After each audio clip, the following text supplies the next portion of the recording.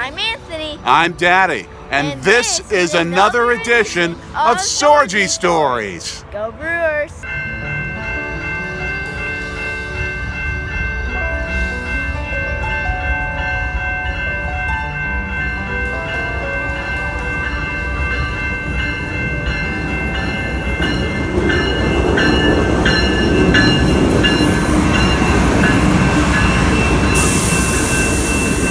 See that train in the background? We took one of those from Milwaukee to Detroit for our 7th baseball trip. This is where we started our 7th journey when we went to Detroit, the Amtrak station. It was your first long distance train ride. What do you remember about it? I remember stopping somewhere. Yep, it was Chicago. Um, We took the Hiawatha train that runs about 14 times a day. wow. And 7 times going to Chicago, 7 times back. And we took one down to Chicago, and you had a very tasty hot dog, I remember. Yeah, I do remember that after looking at the pictures today. Well, I enjoyed my Al's Italian beef sandwich. Oh, so good. Then we caught the Wolverine train to Detroit. Yeah, and that was, I don't remember anything about that. Well, that's because you were tired out. You napped through a decent amount of it. Really? Yep. I don't remember that. It was a part. train that took about 6.5 hours. Let's catch the hop! Let's catch the hop! What you saw us do is catch the hop here in Milwaukee. It is a free streetcar. It's free for the first year that goes around the downtown area by the train station and heads around the eastern part of downtown Milwaukee, what they call East Town. In Detroit, one of the things you loved the most was something very similar. The monorail. Yep, it was called the People Mover. How would you explain a monorail? It's actually boosted up by poles, and when you go to Chicago, you go down on the L. When you go to Detroit, you go up. But we didn't necessarily start with the monorail. That first Sunday morning after a short but good Saturday night's sleep, Yeah. we actually took, of all things, a bus into one of the more tough parts of Detroit. But we went there because I wanted to experience something that you never had before. We're Catholic. We always believe in going to Mass on Sunday. But I don't think, except for maybe once, you'd experienced a Mass with a gospel choir, like an African-American traditional gospel choir. Either that or Old Saints. That's true here in Or the Milwaukee. two, yeah. We walked through some tough neighborhoods of that city where you had a lot of boarded up buildings. So we walked up to Sacred Heart Church Yes. out in Detroit. It was really good to hear the choir itself and to understand what traditional gospel music is really like. And Detroit's a cradle of it in the northern part of the United States because particularly of the Franklin family and the later Aretha Franklin. We'll give you a sampling of what that choir sounded like.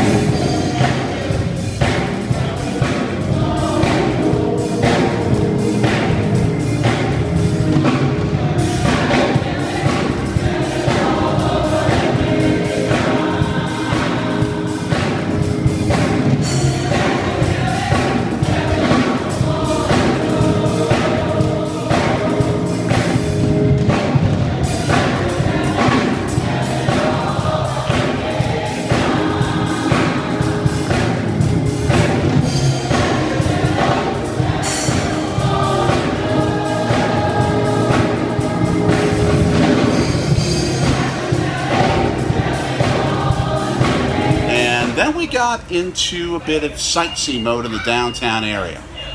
We met up with a college friend of ours and her son and walked all along the river walk in Detroit, right by the Detroit River. What's on the other side of the Detroit River? Canada. That's right. Your first view of a foreign country. I mean, it was probably about a quarter mile away, and that was fun just to be able to see a foreign country, even if we didn't decide to take the tunnel or take a bridge and go over it.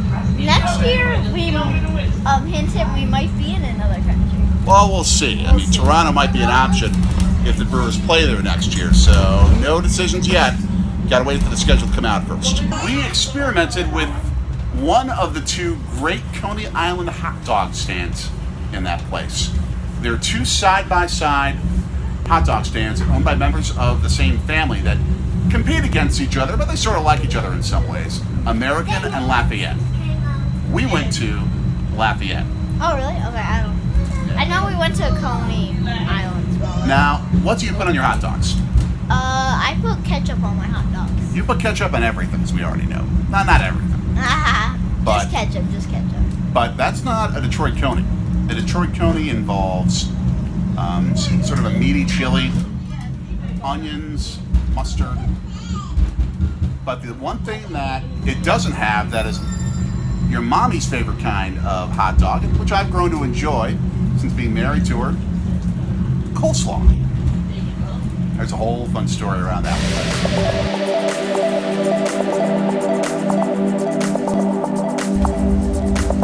Monday morning comes around, and that was one of the highlights of any part of any trip we've ever taken. And you didn't know necessarily what was going on. When I first took you to this baseball park a little bit west of downtown Detroit, and we were playing catch, and I was like, why did you take me here? Because we can play catch. We could have played catch outside of Comerica. We could have played catch somewhere else. And then I explained it to him. That is where Hank Aaron, Willie Mays, and Babe Ruth pop balls in the outfield, and where Cy Young Award winners have pitched, including, did Nolan Ryan pitch there? Oh yeah. Yeah, Nolan Ryan. Also one of our favorite players, Robin Yount, and Paul Molitor played. So a lot of greats. There wasn't evidence of a great stadium there. No. This was the site of Tiger Stadium in Detroit, where the Tigers had called home for more than 70 or 80 years, I believe. And what I did was I told you to close your eyes and imagine 50,000 people screaming, watching you play, and then giving you all that list of names of greats. And then I still remember the look on your face. You couldn't believe it. It was Hank Aaron, I think, was the big name. That was the biggest for us, at least. Yeah. And he hit a home run in the 1971 All-Star game that was played there, because they didn't play there regularly because they didn't have interleague play at the time. Nope. But we were there. We played catch. You pretended to hit home runs to right field over at the short overhang at Tiger Stadium. You had a ball. Yes, I did.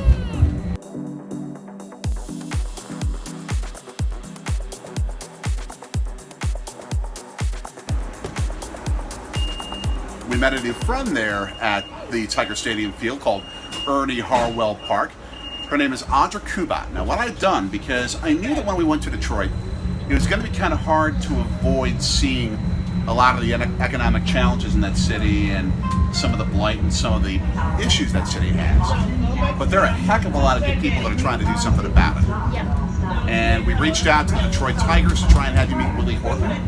He played for the Tigers on their 1968 championship team, and when the riots happened in '67, he actually went in his uniform after a Sunday afternoon game to the site of the riots. And I didn't know that any of this happened. yeah, it was actually in the book that I wrote for him, the little mini book. And he went to the site of the riots and tried to be a peacemaker, try to get people to stop and to act peacefully, even though for completely understandable reasons they were angry about the conditions in their city. And he's always been a major peacemaker in that city, trying to bring positive change there. Audra Kubat is another person who I reached out to who does very similar things. So you're telling me that you reached out to a Tigers player? Yeah, And the Tigers themselves? the Tigers themselves. Wow. You didn't know that? No. I told you that. That's crazy. Yeah. But Willie Horton couldn't make it. We weren't able to get anything with him, but Audra Kubat, we did. And she met us and played a little bit of catch there. We had some lunch over at a place called Mercury Burger Bar. Really good burger and hot dog place in the Courtown neighborhood, a few blocks from Tiger Stadium site. And then we went in front of a pretty unusual building. What do you remember about it? Wasn't it the old Detroit train station? It was the old Detroit train station, Michigan Central. Yes. One of the most ornate train stations in the world when it was constructed in the 1920s. It had been abandoned in the 1980s. No trains were ever going through there. So it was just this 18-story tower. Beautiful architecture that was just abandoned and rotting. And so we sat in front of it. We did a little brainstorming exercise. What could this place be? I would put maybe a bedroom for every Sorgie. Oh, everyone in our family, okay.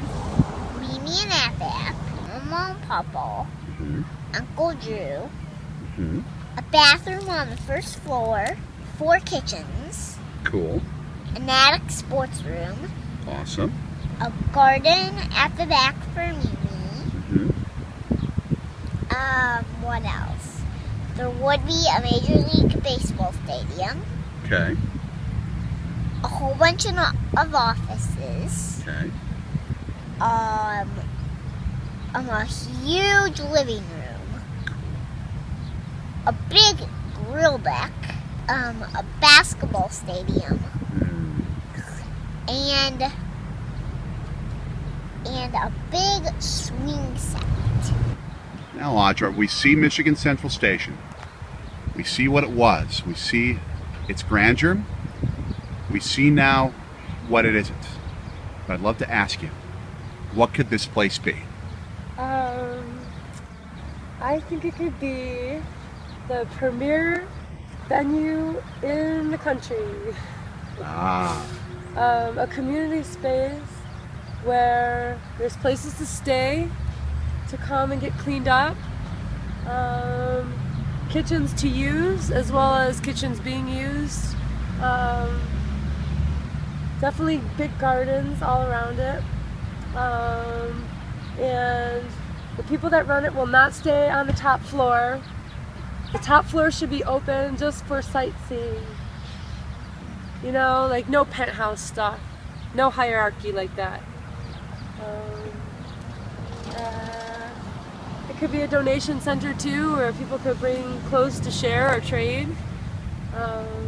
Maybe a big trading post where you come in and you say, well, I can give 5 guitar lessons, and somebody else says, well, I'm a masseuse or I'm a nutritionist and I can give this many hours, and then people can come and donate time or trade for information as well as food and clothing, and just space to be calm.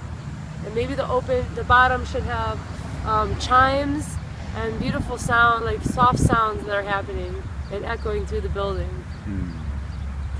So maybe you'd be trading guitar lessons and you could teach baseball to Miss Audra? Whoa, look at this. Cool. I would like if you taught me how to play baseball. Growing.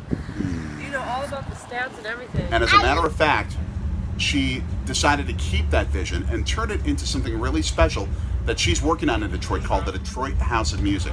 We're going to throw a link in right below, so make sure that you click on that link to help donate to the Detroit House of Music. It's a really good cause.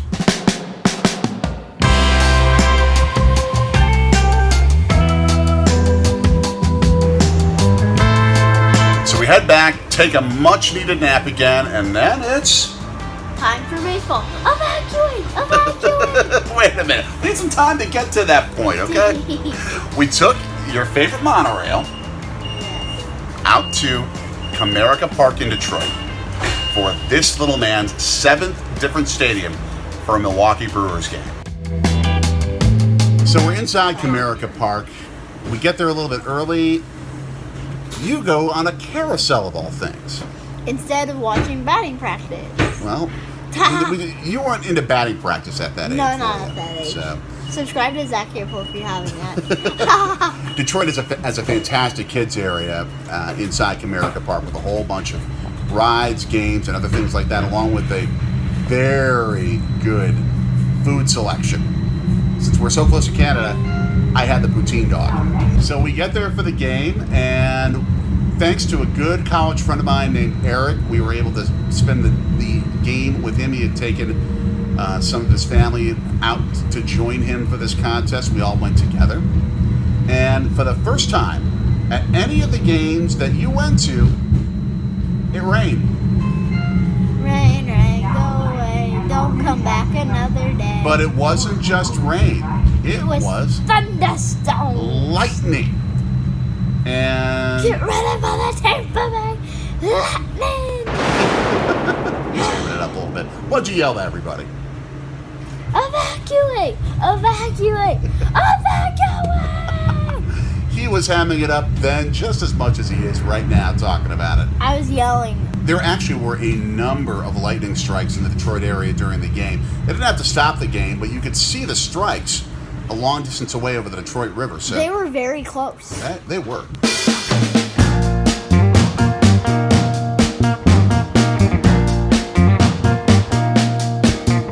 Tuesday comes around, the last day of the trip, and we're going to catch a train back to Milwaukee from Detroit, but what did we do first? Motown. Oh, that's right. We went to the studio of where Michael Jackson recorded stuff. Where the Jackson 5 recorded stuff, the Temptations, the Four Tops, Diana Ross, and the Supremes, some of the great bands in American music history, and they did it in a garage. What they did with Motown Records was they actually had their offices inside the house of one of the owners of it, Barry Gordy, who helped start the record label. Barry Gordy lived at this place, and it was his home, and they would do their accounting and their business transactions at a kitchen table, and he could roll right out of bed and roll right down into what was a garage that they converted into one of the world's great music studios, and they could have big time bands playing and string sections and have these great recordings with these fantastic world-class artists right smack dab in the middle of Detroit. And I also want to say something that a lot of people don't know about YouTube videos. And at the end, at least for us and other channels, we do bloopers, so stay till the end and make sure you comment, I watched the bloopers, if you get to the end. We actually did a little performance at the end of it. They wouldn't let us film it, they wouldn't let us take pictures, but we sang, my girl, my girl, my girl, talking about my girl. And it's one of your mommy's favorite songs.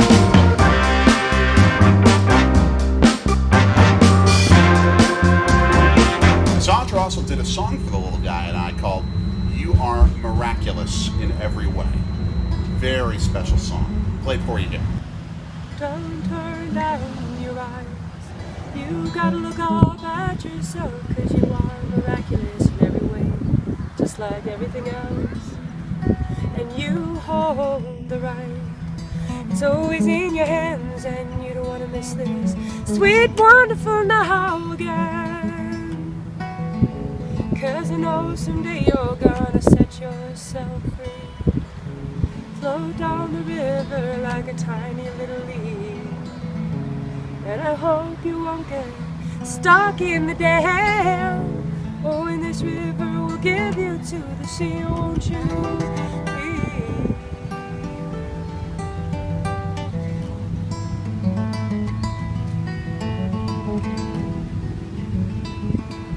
Oh, I won't turn down my eyes.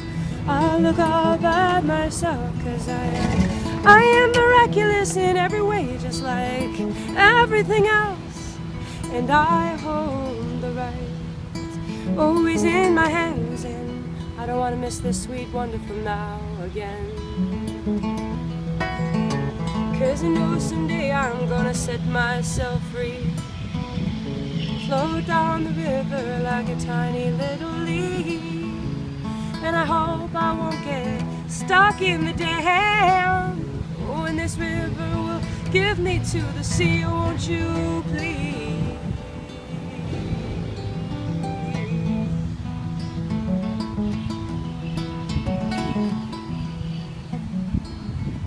Oh, we can't turn down our eyes. We gotta look up at ourselves, 'cause we are miraculous in every way, just like everything else. And we hold the right. It's always in our hands, and we don't want to miss miss the sweet, wonderful now again. 'Cause I know someday we're gonna set ourselves free, float down the river like tiny little leaves. And I hope we won't get stuck in the dam. Oh, and the river will give us to the sea. Oh, won't you please give us to the sea?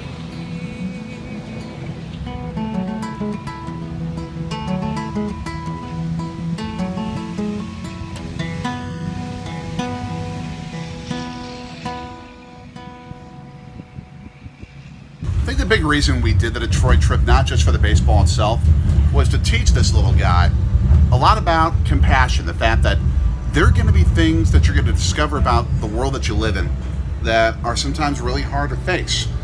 But it's up to everyone to try and help and try and do something positive when it comes to it. And I think the experience of going to a city where a lot of people laugh at Detroit, don't think it's a great place to be, we found it wonderful. We had a ball there. If you ever have a chance to go to Detroit, please go. It's amazing. You see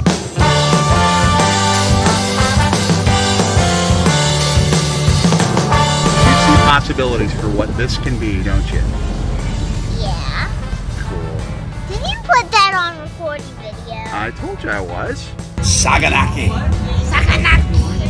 I honestly think it kind of sounds like Serge Ibaka. For a Milwaukee Brewers game. That's a close shot. I pushed the button. He pushed the button. Serge Ibaka, you're going down.